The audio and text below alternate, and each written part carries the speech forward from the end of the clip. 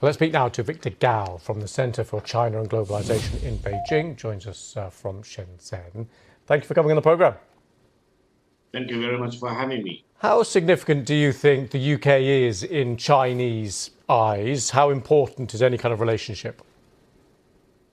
First of all, Prime Minister Starmer's visit to China will be a landmark visit, and hopefully it will be a turning point in China-British relations. Purely from the Chinese perspective, Britain is a great country, is a very important country. And between China and Britain, I truly believe there are no geopolitical rivalries or differences between the two of us. Therefore, I hope China and Britain will look at each other as completely equal with each other, and we respect each other, and we promote our bilateral cooperation. And I hope Britain will develop a certain level of judgment to look at China by itself rather than being dictated by some other countries, for example. In this way, Britain should not view China as a rival or a competitor or an enemy. China should also be viewed as a very important country to be fully engaged with Britain in all respects. In China, there is still a tremendous amount of... I can understand that, especially from economic ties and the issue of tariffs and things like that. But of course, there are differences between the two countries. For example, on the issue of human rights, how does that play with the Chinese administration if and when Keir Starmer raises the issue of human rights within China? First of all, no two countries in the world are completely identical to each other. Human rights are always very important. I want to mention one point. Without protection of human rights in China, there should not be tremendous amount of transformation in China over the past 47 or 48 years. So for anyone to say China doesn't care about human rights, that's wrong. China cares a lot about human rights. On the other hand, people will just look at what's happening in Hong Kong with people like the case of Jimmy Lai. That's a very strange way to show your care and concern about human rights, some would argue. Allow me to emphasize one thing. If you compare what happened in Hong Kong versus what happened in Washington, D.C. on January the 6th, I would say what happened in D.C. is much more serious than what happened in Hong Kong, even in the worst days of the chaos in Hong Kong. And look at what the federal government is dealing with those who rioted in Washington, D.C. They sent hundreds of them to prison. They are still sitting in prisons in Washington.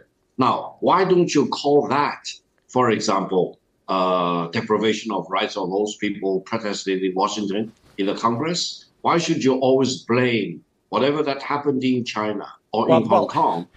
But there has been plenty of debate and argument about the events on January the 6th, and people have been imprisoned and others have been pardoned, and it's been very, very well covered. I don't quite see the parallel between that single event and long time periods of questionable human rights record within China. But let's park that for a moment, because I just want one final thought from you.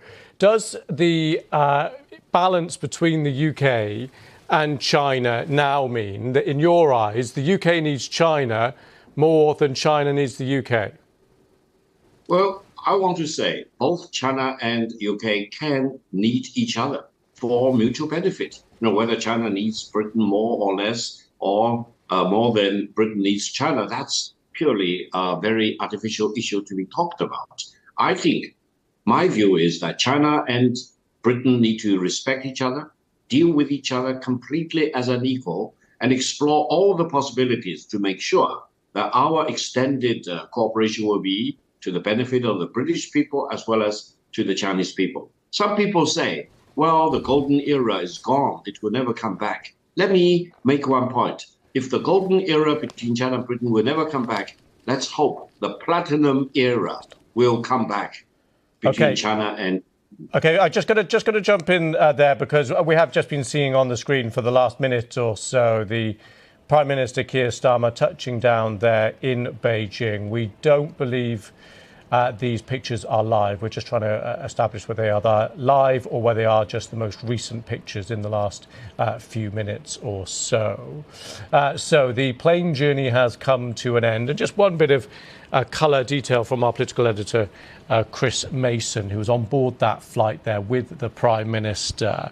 And Chris Mason saying, as we approach Beijing, a familiar voice comes over the plane tannoy from the cockpit. The Prime Minister has commandeered the kit to talk to passengers, and he thanked the corporate and cultural delegation who are accompanying him for coming along.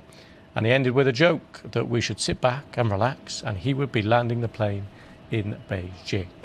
So that's just a little bit of colour there for what was actually taking place on the plane just before landing. And there is the Prime Minister being greeted at the red carpet there in Beijing.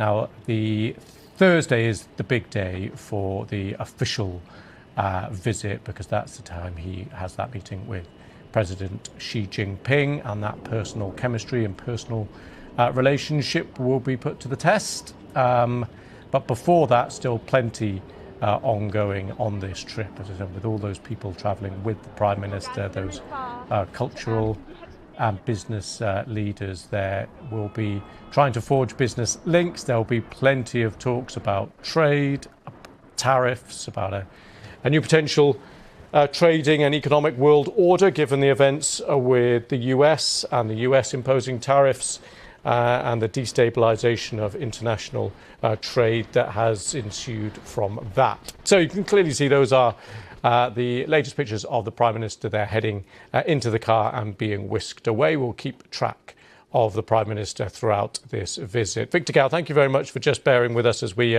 just took those pictures. As I said, I don't think they were live, but they were certainly very recent anyway. The trip is now officially underway then. What would you like to see from a practical point of view? We talked about things like the relationship of equals and diplomatic channels being kept open. But what in practical terms would you like to see from a Chinese point of view when this trip wraps up? Yeah, based on my understanding of the situation in Britain, I think Britain needs to beef up its power generation, and Britain needs to attract more foreign direct investment into Britain to create more jobs. Now, in all these respects, I think China can really help. I personally hope China and Britain can cooperate in terms of building electric vehicles and turn Britain into another major dynamic center for automobile industry after many decades. And I think between China and Britain, there should be no lack of wisdom and creativity between the two of us, while respecting each other as completely sovereign countries and respecting each other's internal affairs. China and Britain should expect to break new ground in this new era. Okay, Victor Gao, thank you very much for coming on the programme. Thank you.